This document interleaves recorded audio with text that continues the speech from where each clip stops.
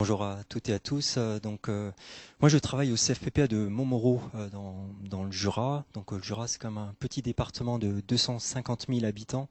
Je crois que c'est l'équivalent de la ville de Dijon. Et on est intégré dans un territoire qui s'appelle le Pays Lédonien. C'est à peu près 50 000 habitants, qui est le chef-lieu de préfecture. Alors, le CFPPA, en fait, est constitué en trois pôles. Il y a un pôle agricole, on va dire classique pour un CFPPA, si ce n'est que ça reste encore un pôle fort chez nous, puisqu'on accueille encore une soixantaine de stagiaires qui sont en BPREA, ce qui est relativement rare actuellement dans les CFPPA, parce que peut-être il y a une vingtaine d'années, on a choisi d'aller vers l'agriculture biologique et le développement des circuits courts, et que ces questions-là sont très tendance actuellement, alors qu'à l'époque, on était quand même le vilain petit canard qui était vu comme étant un centre trop alternatif.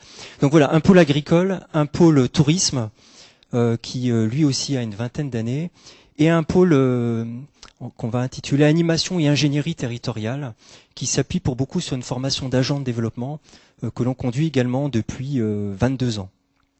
Alors peut-être notre particularité, c'est que dans ces trois pôles, on s'appuie sur une logique de formation, mais que également on a développé une logique d'études et conseils, et que là aussi, on va dire, ça a une quinzaine d'années, et que maintenant cette fonction études et conseils représente 50% du chiffre d'affaires du CFPPA. Donc ça a été un choix fort de décliner cette fonction-là sur ces trois thématiques. Alors moi, je parlerai tout à l'heure de quelle manière on s'inscrit sur notre territoire, le Pays Lédonien. La particularité peut-être, c'est que ça fait de nombreuses années qu'on accompagne des territoires, mais ça fait que 2 ans que l'on est vraiment acteur du développement du territoire du Pays Lédonien.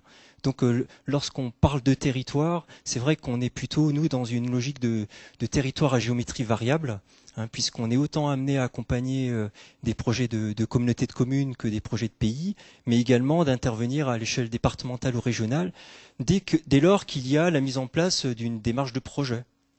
Donc peut-être ce qui nous caractériserait, ce serait de dire on se situe comme accompagnateur de projet, peut-être à l'interface de trois logiques, la logique des projets de personnes, d'individus, des projets d'activité. Donc je vous ai dit, on est quand même très structuré sur trois pôles qui sont trois thématiques. Donc c'est vrai qu'on a développé une expertise sur ces trois thématiques, et les projets de territoire.